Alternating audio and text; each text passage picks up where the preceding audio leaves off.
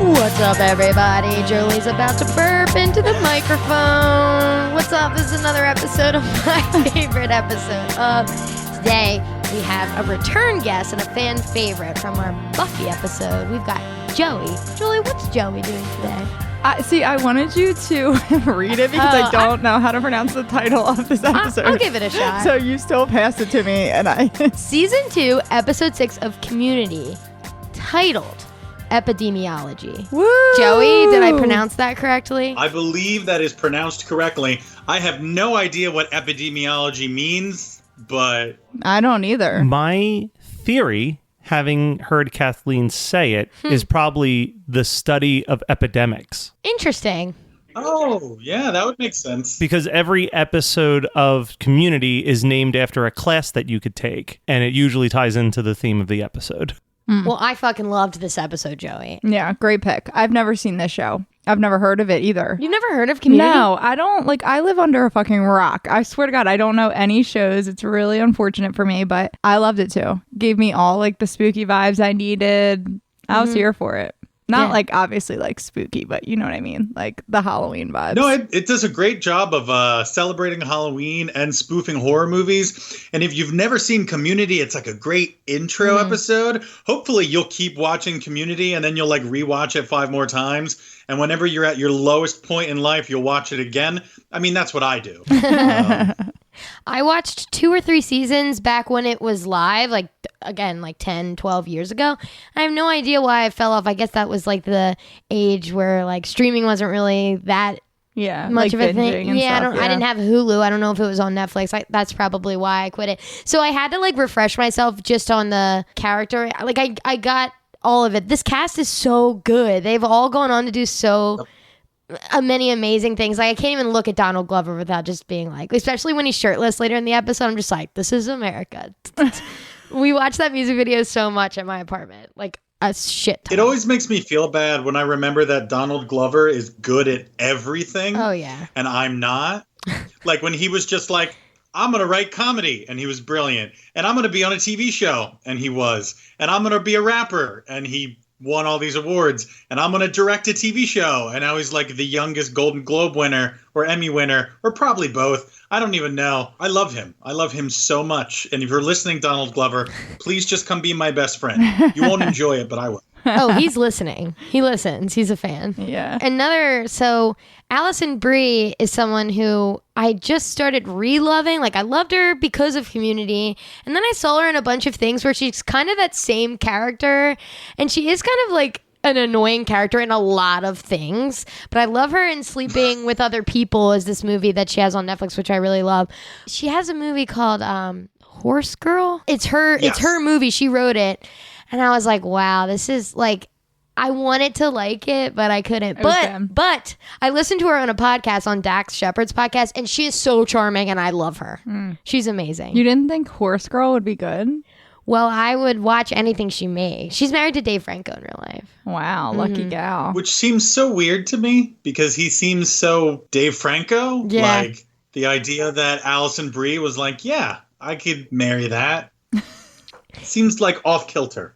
Their story is really cute. They both tell it on their Armchair Experts podcast. I'll try and do this really quickly and then we can get into the episode. Basically, they somehow had a mutual friend and they bumped into each other in New Orleans for Mardi Gras and just had this whirlwind fucking cracked out weekend, literally high, coked out, so fucked up. And then they just he was there for Now You See Me, and he was kind of on a tour, he was going to New York and Paris and stuff to promote the movie, and he was do you want to come with me? And they have this whirlwind romance, and it is the sweetest. I was listening with the biggest smile on my face. Aww. They both tell it exactly the same, and they're obsessed with each other, which I'm love.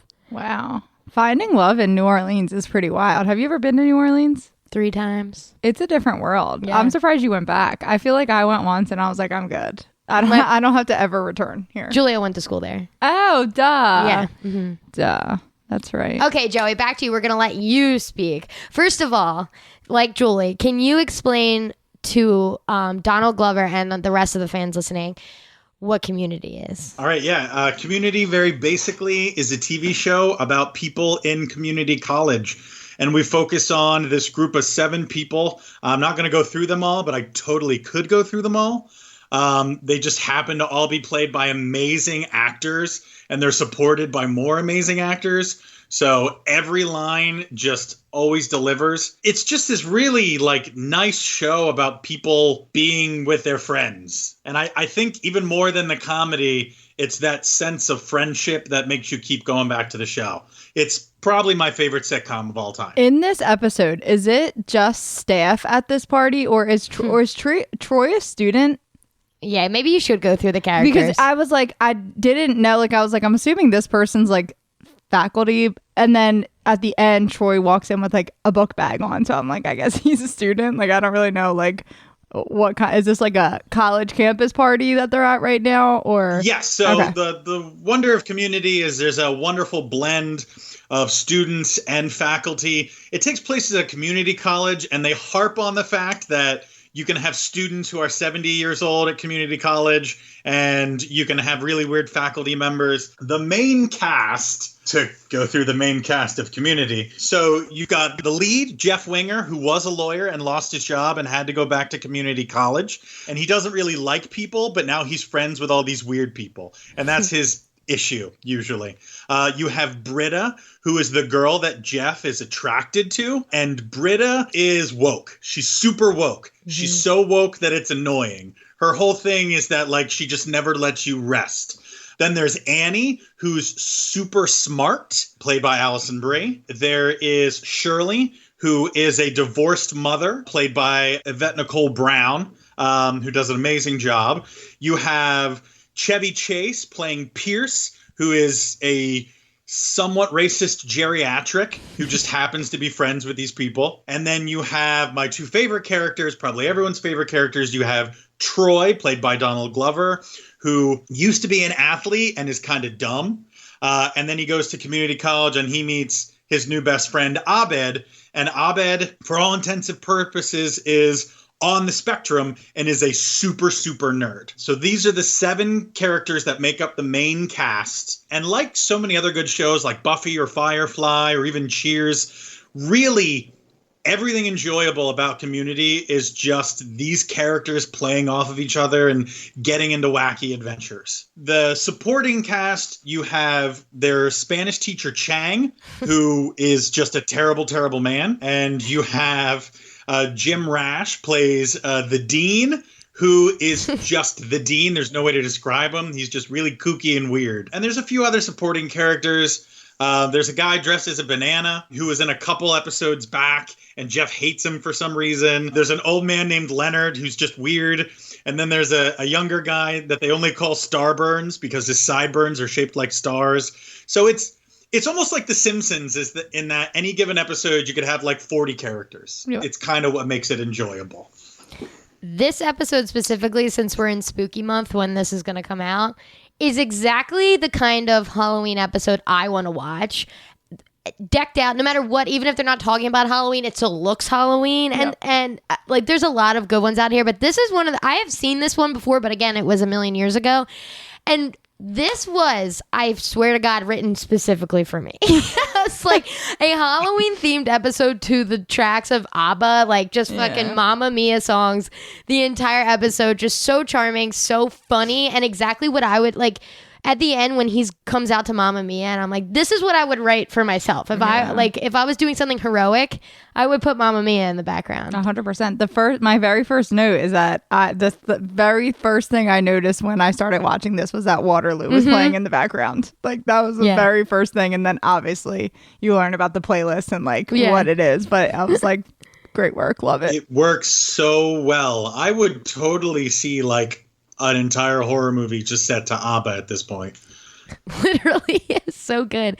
I thought Waterloo was going to be the only one, and then when you get like Gimme and Dancing Queen, I was like, this fucking rocks. Yeah. You've got 2 huge Mamma Mia fans right here. You picked a great one for us. But I loved everyone's costumes was funny. The bit about Shirley, you said her name was? I know. I have the cast up Yeah, because I I'm like, I cast didn't write up. down anyone's names. The bit about her not being Miss Piggy is so funny. When Allison Brie's just like, good luck, she's not Miss Piggy, good luck. I love when Chang comes in and he's just dressed as a figure skater and he keeps asking people who he is and they're like, Michelle Kwan, and he's like, no, I'm Peggy Fleming, you're racist.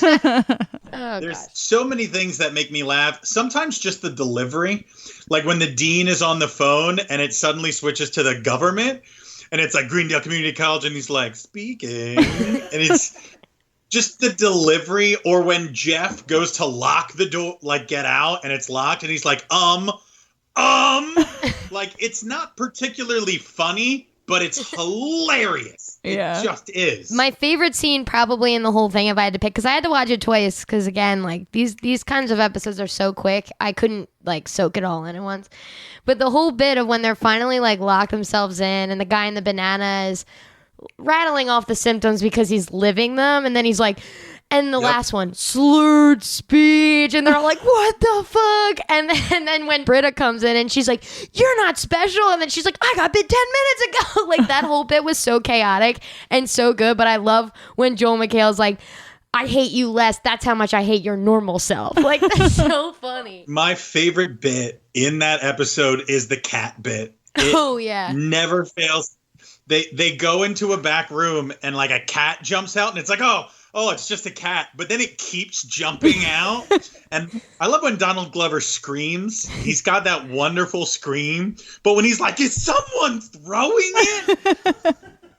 I know. My one note said that was easily for me the funniest scene. The cat scene was just like every time it came back, like I was just like hysterically laughing and like laughing harder every single time. Yeah. And it was just like that wild like cat noise. Like, I mean, I guess it's a meow, but like an over the top meow.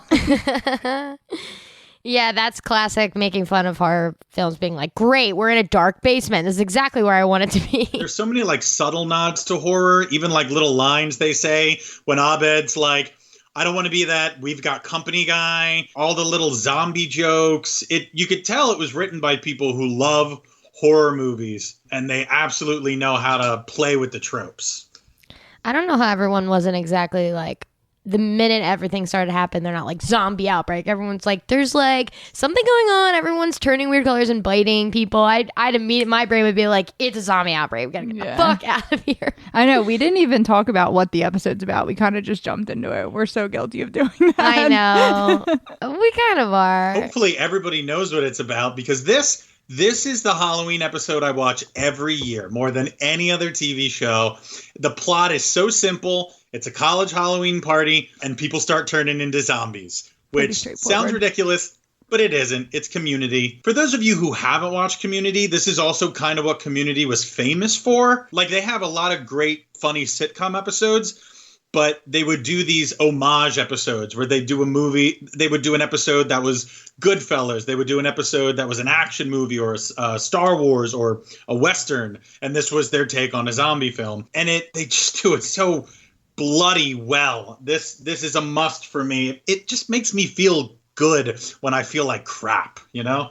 I love Donald Glover's costume when he first like goes in and the like sounds it's making. And then Abed comes in with theirs and whatever. But I'm telling you, if Donald Glover came in at me with that costume on, he would be getting my number. Like, especially doing that dorky thing. I don't care. Like, he's getting my number. Yeah. Do you agree? No. You don't? No, I actually wrote Troy as a robot equals 1,000% Matt. Because Matt would do that. Yeah. And then also like go up to my brother Brian and be like, how do you get girls? And like, I don't get it. Like that whole thing was like, I felt like I was watching those two. Well, Joel McHale has that line about like, no, you just don't, I don't remind people of taking their little brother to Comic-Con. And I'm like, people who make fun of Comic-Con have never been to Comic-Con because it's fucking fun. Exact. This episode touches, like, it celebrates nerddom so much because maybe like Matt, growing up, I was a super nerd and there wasn't that many super nerds. Like, I don't know why. I guess it just wasn't a thing yet. Like, I went to the comic book store alone and I went to movies alone and I did all this nerdy costume shit alone. And then in like 9th grade, I met a man named Seamus Sullivan, my best friend in the world, who was like my Troy or possibly my Abed, one or the other. And that relationship for me is so real that I am so connected to the Troy and Abed relationship. It is like the most important and serious relationship I've ever seen on a TV show as far as I'm concerned.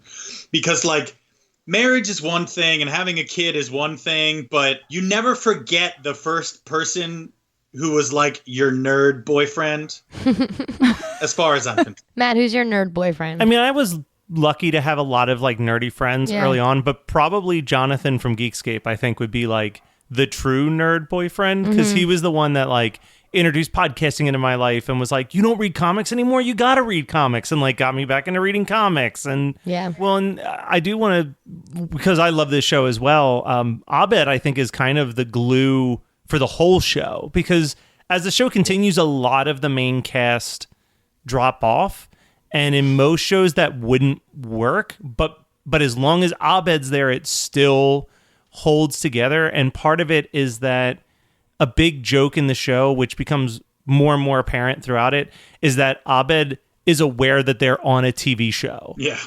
And he makes references to breaking the fourth wall more and more as the seasons go on, so much to the point where he's like, oh, we're in a bottle episode. Like, we're all stuck in this room together. We're not getting out of this room until we resolve some deep-seated issues within our group. Like, oh, shit. That's interesting. I love that. The show also just knew how to like use the format.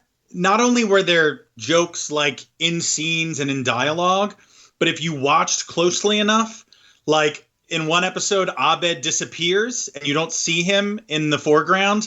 But if you watch the background, he has a whole adventure where he helps a woman like give birth to a baby. And then they reference that in a later episode because they never let anything go. Over 3 years, they said the word Beetlejuice in 3 different episodes, season 1, season 2. And when they finally say it again in season 3, Beetlejuice walks by in the background.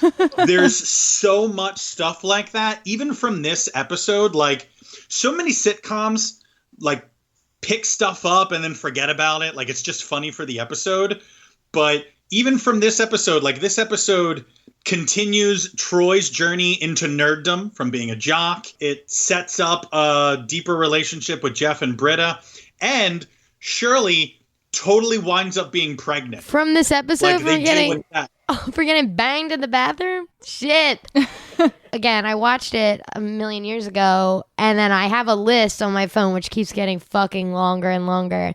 But this one might creep into the top. I added it to the list, but since it's such a 20-minute, I mean, the first season's like 25 episodes, the second one's 23, something like that. It is a lot, but when they're only 20 minutes, it's... You can get through it fast. Yeah. So I'm definitely gonna, in 2020, binge all of Community, because I love that. You just sold that to me. That Beetlejuice joke sold. I have like written down some of my favorite jokes. I love the Dean. The Dean is so wacky, and I remember the Dean was like, when I was thinking back on when I did watch, the Dean is one of the main things I can remember, only because he is so wacky and like his actor is so unique looking and sounding and everything. So I love when his voice messages is going and he says, add Eat, Pray, Love soundtrack to my workout mix.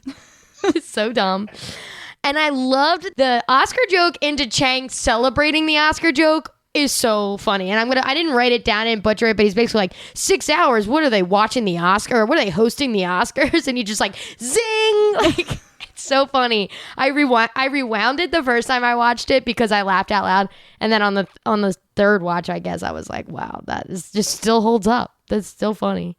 So for the opening credits, it was like Halloween themed, which I loved. Did they I'm assuming they only did that for the Halloween episode. Like they don't change it every... No, not every episode. Yeah. They change it every now and then. Like they might have a special like Valentine's images or whatnot. Yeah, if it's like a holiday special but or something. It's not every time.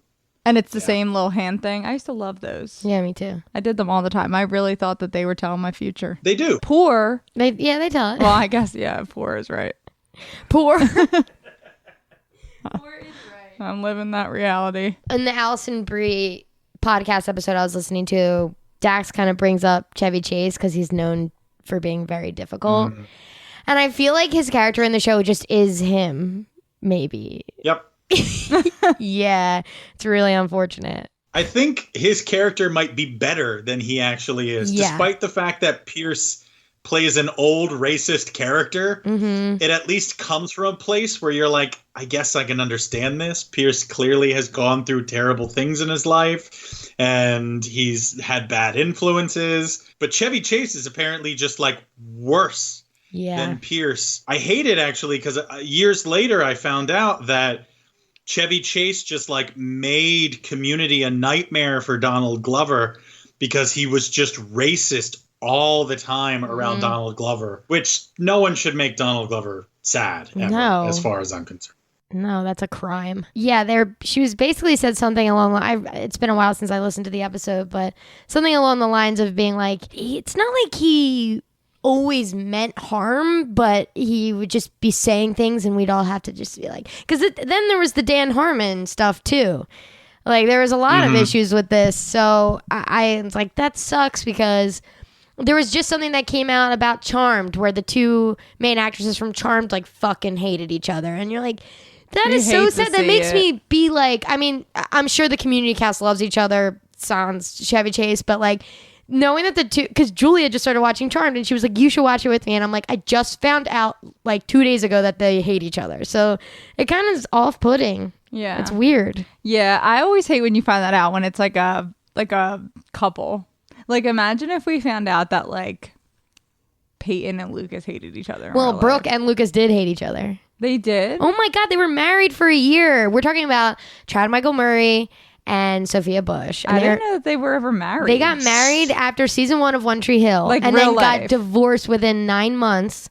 And it was like the biggest fucking drama. And fucking Mark Schwann, the showrunner, used to pit them against each other, all the actresses and actors. Like literally, I did hear horrible things about him. And he was like part of the Me Too movement and everything as well. But he was awful. But I think everyone likes Chad except like Sophia Bush does not talk about it. I also like, it sucks because not Chevy Chase, obviously, but like, you like really hype up and like love actors and actresses when you really don't know them, and then you find out shitty things about them and it just sucks like really bad because in your head you just make up that they're so cool from like their characters.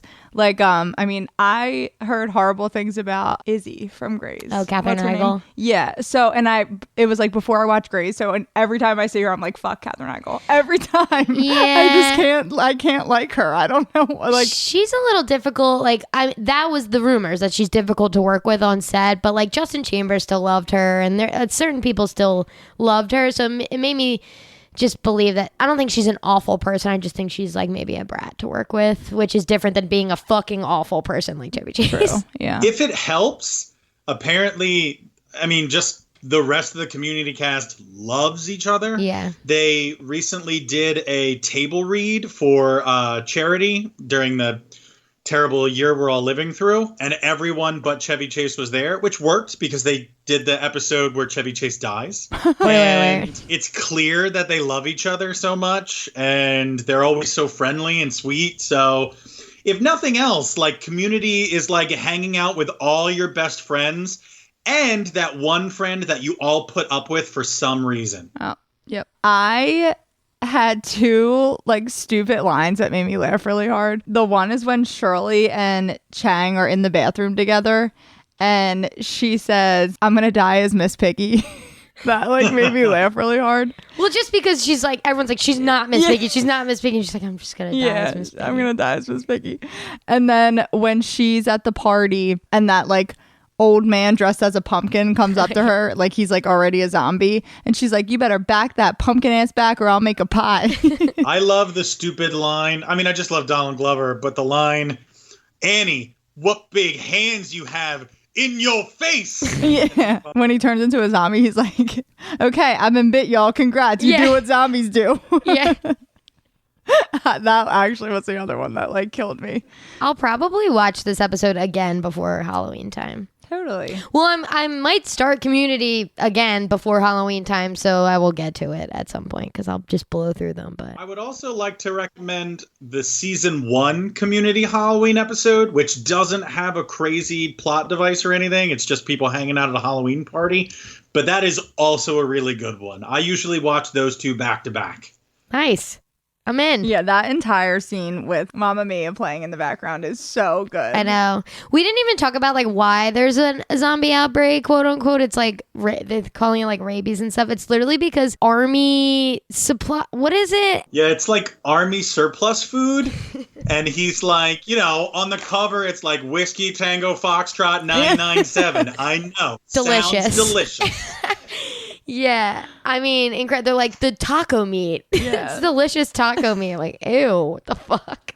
So besides those two, who's your favorite Community character? You can't pick either Troy or Abed. Oh, man. Annie. Oh, nice. She has some wonderful line deliveries throughout the series. Yeah, so definitely Annie. That makes me happy because I do love her in real life. I just like want to love her more in projects. You should watch Sleeping with Other People. It's a rom-com on Netflix. It's really good. Yeah. I love a good rom-com. She's in so much good stuff. I love Glow is great. That's on my list. This one didn't have a line that didn't make me laugh. I know. They pack a lot in, tiny stuff. I love the moment where they're trying to get in the door and Chang is trying to close it on them. And then they force their way in and he goes, "Oh, thank God you guys made it."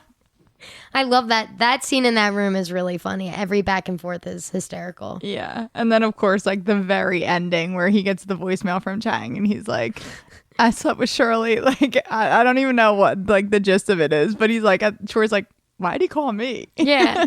Wait, question. Abed and Troy, when they first turn zombies, they do a handshake. Do they do that handshake? That's their handshake, I assume? Yeah, all the time. Love That's it. the running gag and gimmick. Yeah, I like that even though they're like dead inside zombies, that they're not supposed to have any like personal thoughts, assumedly. I like that they do that. I like a good handshake. We should have one. We should have one. I'm sure we've had one. We kind of touched on this a little bit, but the only other big thing that like needs to be stressed about this specific episode that I think is so wild and it says a lot about the show Community is like we've seen like these episodes in TV shows. You know what I mean? Like where it's like almost like an alternate timeline. It doesn't have anything tied to the actual plot. Like it's like, oh, it's just a goofy episode where they all turn into zombies. But like in Community, like this is a very real event that actually happened and will be referenced multiple times throughout the rest of the run of the series. That is in the plot line. It is in the continuity now, and it will be referenced time and time again. Hey, remember that time that this happened? Amazing. No, it's brilliant. I mean, part of that is because Dan Harmon, who is a piece of shit person, but unfortunately is a really good writer. And he even created this thing that I'm a writer and I know a bunch of writers and we've spent our times hating ourselves. It's called the Dan Harmon Plot Circle. And it's basically a little circle that looks like a clock and it has all the rules for telling a story. And he adheres to it in every single episode. And that's part of why, like, Community has these arcs and things that they go back and reference because everything has a purpose. Like he won't write something unless it has a very real effect on the story. And people know what that circle, like Dan Harmon's thing is? Like, so you can look it up, but it's also based off of, if anyone knows what the hero's journey is, but basically if you like writing or you're a writer, the hero's journey is like Star Wars. It's a story that is as old as like time. Like you could read King Arthur's story, you can watch Star Wars, you could read a comic book, and it's like the story. It's usually about a young kid who goes out and he meets an old wizard or his life gets changed by a magic power and then he has to do an amazing task and he comes back to the real world. That is... I'm probably not doing a great job of explaining You're it. killing it. I love it. Do you use the hero's journey and the Dan Harmon plot circle when organizing storylines, like when you do online RPG games, perhaps for charity or fun? I'm going to be honest and say no. Usually when I design an event, I design it entirely to make people feel a certain way. And I don't care about the plot. I was trying to give you a layup to self-promote, but all right, we'll take the honesty instead. Yeah. Self-promote anyway. I will still happily self-promote. So, look, we may not be big on plot, but we're super big on experience. I run a small business called Dark Hills Events. Before the pandemic, we did a bunch of live events usually horror themed. Now that we're all trapped inside, we have switched to RPGs. For those of you who don't know what an RPG is, first off, I'm very sorry. But second off, go to darkhillsevents.com or check us out on Facebook. Once a month, we build a tabletop game off of whatever you want. The fans tell us what they want, and we build it. In the month of September, we built a Silence of the Lambs RPG, and who knows what we'll do for the month of October. And then we bring you guys in and let you play it. You roll some dice, maybe a little bit of Advanced Dungeons and Dragons. And while I'm on here, I would also like to plug that October 15th and 16th Creature Feature weekend, which is a favorite horror convention of mine, is doing a 2-night drive-in double feature featuring some great films, Tucker and Dale vs. Evil, The Lost Boys, and Trick or Treat. And we, as in Dark Hills Events, will be there making things a little bit more immersive. If you like horror, check us out. Love it. Love that. Well, that sounds amazing. The last time on the Buffy episode, when you were plugging it, it sounded amazing, and it sounds amazing now. So everyone go check that out. That is Dark Hills Events. Check it out. Hard events. I loved it. It's gonna hurt everybody's ears. Yeah, this watching this episode and the next episode that we're gonna talk about put me in like such a Halloween mood that I went food shopping today and bought the Oreos with the orange cream. Love that. Because for some reason they just hit different. They do. Sure, they say it's just food coloring, but it is. But is it? Yeah, they should attempt to make it pumpkin somehow. No. Okay, never mind. Forget I said it. And I'm a big pumpkin girl, but forget I said leave it. I'm sure there are actually like pumpkin spice. There's pumpkin spice everything. They're trying to make like pumpkin spice spiked seltzers, and I'm like, no, I'm not here for that. I would drink it. You would? Yeah, I fucking would. All right. We're about to break up. Joey, I love that episode. Let's end it on a song. You can dance, you can drive, having the time of your life. Ooh, see that girl, watch that scene, digging the dancing queen.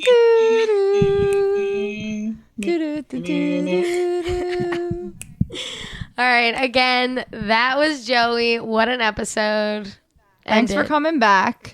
Thank you for having me. We love having you. I'm sure we'll have you for a 3-peat at some point. Oh my God, yeah. Oh my God, yeah. We are. I love 3-peats. I love just the term. Sure. We got to remember to say that. Okay, so that wraps it up for today. Thank you, everyone, for listening. Thank you again, Joey, for joining us again. It's spooky people. It's spooky season, people. We've been waiting for this since like June. Yes. We started talking about spooky season in June. Mm-hmm. It's here. It's going down. It was 49 degrees this morning. Freezing. Hey. Loved it. Perfectly freezing. Tune in next week for another episode of my favorite episode of. Bye. Bye. This has been My Favorite Episode Of. My Favorite Episode Of is produced by Matt Kelly as part of the Geekscape Network and hosted by Julie and Kathleen. Check out our show notes for all of our socials and email us at myfavoriteepisodepodcast@gmail.com. Rate, review, and subscribe to us on your favorite podcasting apps, and we'll be back next week with another episode of My Favorite Episode Of.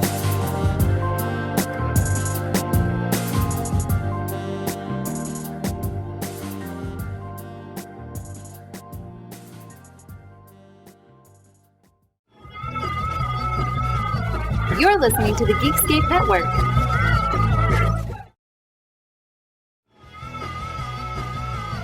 You're listening to the Geekscape Network.